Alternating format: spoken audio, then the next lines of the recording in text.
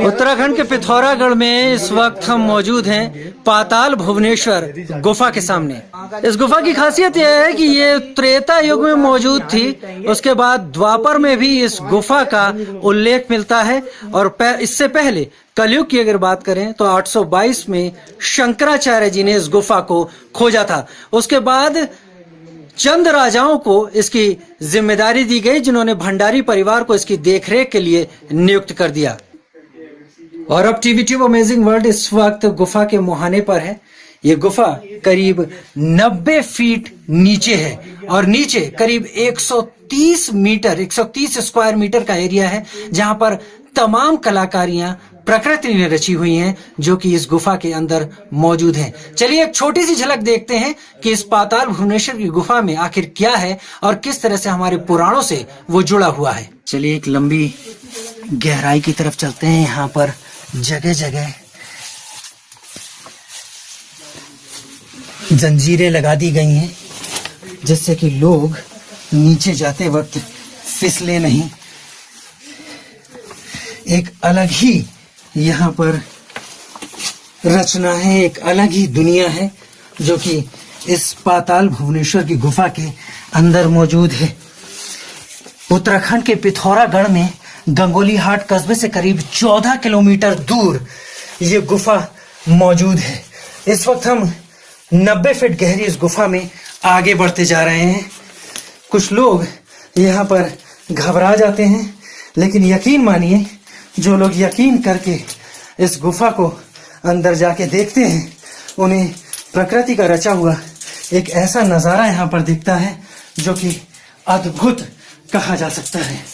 हम धीरे धीरे इस गुफा के अंदर जा रहे हैं और आप देख सकते हैं कि हम इस वक्त जंजीरें पकड़ के कितना नीचे आ चुके हैं। चलिए धीरे धीरे उतरते हैं इस गुफा के और नीचे और आपको दिखाते हैं कि आखिर इस गुफा के अंदर क्या क्या मौजूद है। कहते हैं कि यह गुफा त्रेता युग में सबसे पहले राजा ऋतुपर्णा ने खोजी थी। राजा ऋतुपर्णा की खोज के बाद ये गुफा लोगों को पता चली और उन्होंने फिर इस गुफा को यूं ही रहने दिया, क्योंकि माना जाता है कि यह गुफा आदिदेव शिव की गुफा है। यहाँ पर स्कंद पुराण का, इस गुफा का स्कंद पुराण में उल्लेख मिलता है। तो आप मेरे साथ चलते चलिए। टीवी ट्यूब अमेजिंग वर्ल्ड आपको लिए जा रहा है उस गुफा के अंदर, जो गुफा इस वक्त आपके सामने है। इस गुफा के नीचे आते हैं तो सबसे पहले शेषनाग की आकृति यहाँ पर दिखाई पड़ती है। पुराणों में शेषनाग का उल्लेख है। कहते हैं कि इस शेषनाग के ठीक ऊपर पाताल भुवनेश्वर है और शेषनाग के सर पर है, यानी पूरी की पूरी धरती इस वक्त शेषनाग के ऊपर है। ये जो आप देख पा रहे हैं यहाँ पर, ये कहते हैं कि ये शेषनाग के जहर की थैली का ये जगह है और बाकी ये शेषनाग के यहाँ पर दांत बने हुए हैं। अब यहाँ से आगे चलते हैं तो कहते हैं कि ये शेषनाग की रीढ़, ये पूरी शेषनाग की रीढ़ है। और अगर यहाँ इसको देखते हैं तो ये कहते हैं ये गणेश जी का धड़ है और ऊपर ये ब्रह्म कमल है, जहाँ से अमृत लगातार गिरता रहा। और जब शिव जी ने गणेश जी का यहाँ धड़ अलग कर दिया था तो फिर उसके बाद यहीं से गण गए थे और एक हाथी का सर लाए थे।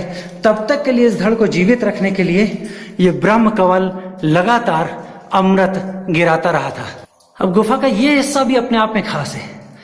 ये कुछ अमरनाथ गुफा की तरह लग रहा है, जिसमें से ऊपर से लगातार पानी की बूंदें नीचे टपक रही है। हालांकि अमरनाथ में बर्फ है, लेकिन यहाँ पर लगातार पानी है और पत्थर का बना हुआ है और ठीक उसका एक रूप यहाँ पर मौजूद है। कहते हैं यहाँ पर सभी भगवान उसी रूप में विराजे हैं, यानी पाताल भुवनेश्वर में पूरी कथा, पूरी सृष्टि पहले ही बना दी गई थी।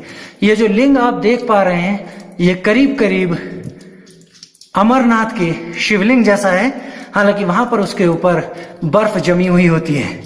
और इसके साथ यहाँ पर ये 5 बद्री आपको दिख रहे हैं।